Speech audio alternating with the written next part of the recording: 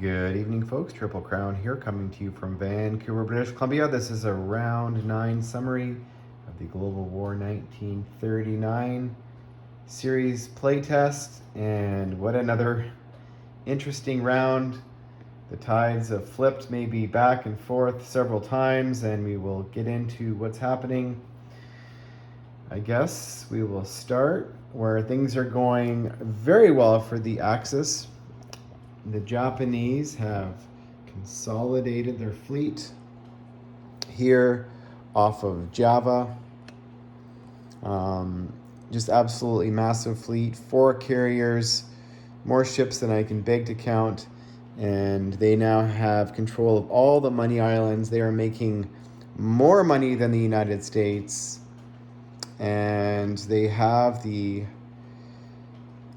Australians and the Americans somewhat out of position because neither one of them has the resources to attack, and even then on the defense they'd have to combine together. However, the Americans are still in Hawaii. We'll get into that, but that is the Anzac fleet safe for at least another turn. They're going to have to get out of Dodge because the Japanese fleet is going to come. So let's get into the rest of, I guess, Asia. So I guess it's not all bad. So what has happened here?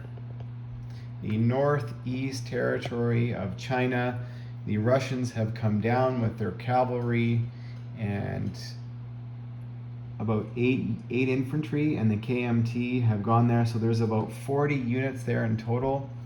And the Japanese are, at least for a turn or two, held up. They're stalemated until they can reunite all their stacks. They've got a big stack here of infantry and a big stack coming in behind in this horde of fast movers, and they can now bring their air force in for support. So the KMT cannot push the Japanese back. They only have two to spend next time. They can't even purchase an infantry, and the Japanese are running roughshod over the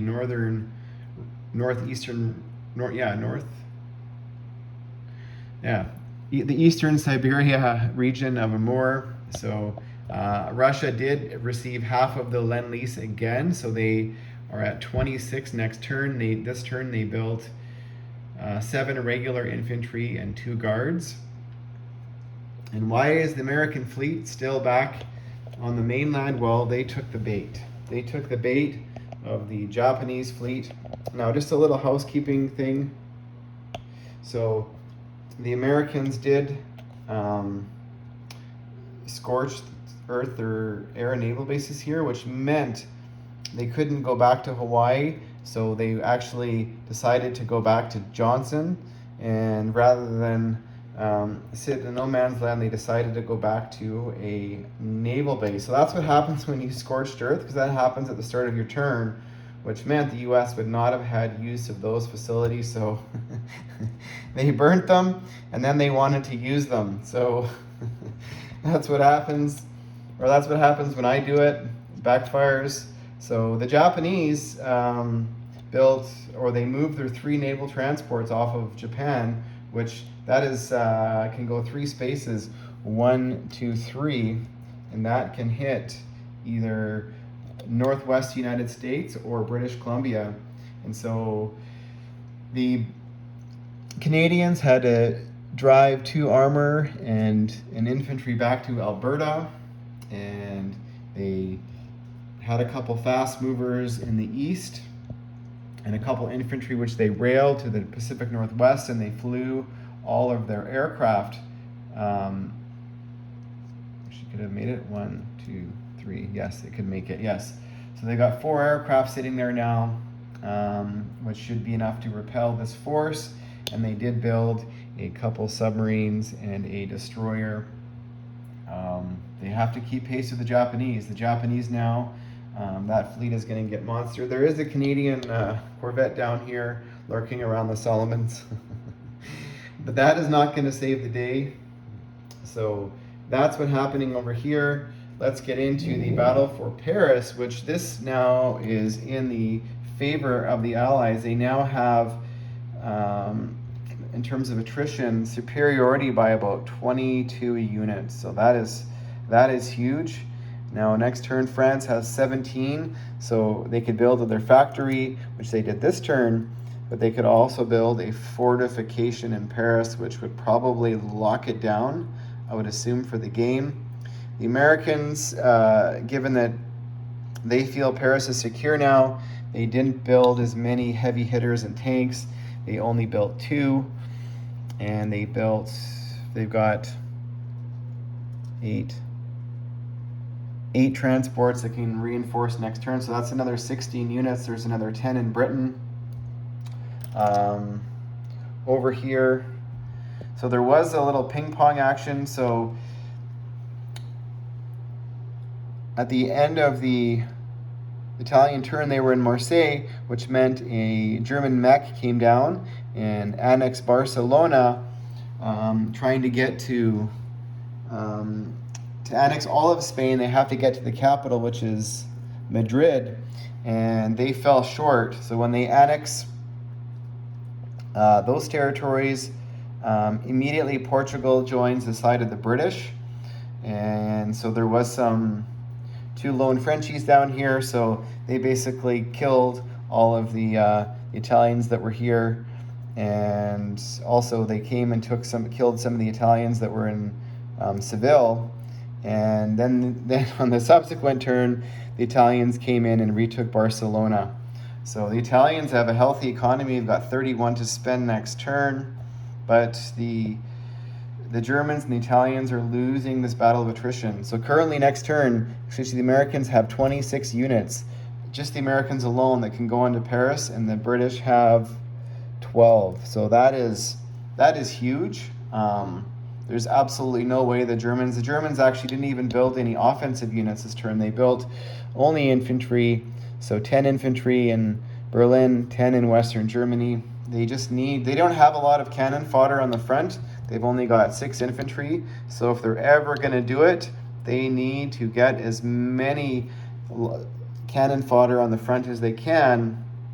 And they wanted to reserve some of their offensive units to because Paris now is looking dicey for the Germans. They want to take back Stalingrad. And unfortunately, at least for this turn, they lost Moscow to the Brits. Now, the British took it. They lost a tactical bomber and 2 infantry, and they lost about 7 units themselves. They will not be able to take it back next turn. However, the Italians have built some fast movers, and the Germans are now going to start to spend at these 3 factories over here, and they are going to come this way. So it's just a matter of time. Currently, the Brits they've got 10 units in Moscow and only 5 ground units in Leningrad and their Air Force. So their Air Force is what's been keeping them afloat. And what is going to happen in the long game, once the Germans, get a couple builds, they've already got 7 units coming, and they're going to start building in Helsinki again. So it's just a matter of time. And the British I don't think, are going to be able to build enough at these 2 factories. They're just too far away and get them up. So the Russians could do something. They could, if they lose their capital of Novosibirsk, they don't have any money anymore, but they could build another fortification in Leningrad. So that's going to be interesting there. People have asked me, why don't they go after Rome? Because, in this game, this version, if the Allies capture Rome, that the Italians flip and join the Allies. And that is because currently there's 18 units sitting in Rome and the entire Air Force, and there's another almost 20 units sitting in Turin.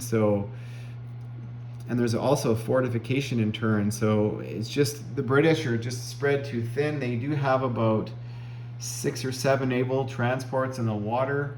So they could eventually go that way if Leningrad starts to appear like a lost cause, and they would have to work in concert with the Allies that are in Paris. So as of right now, it's a bridge too far. You might start to see the Japanese start to head a little bit west and from India.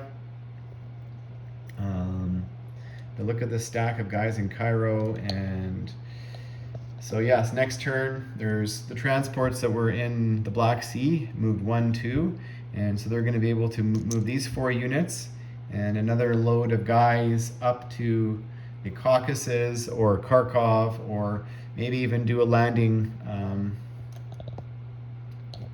in one of these territories here, just to be an annoyance. But I find those things are cute.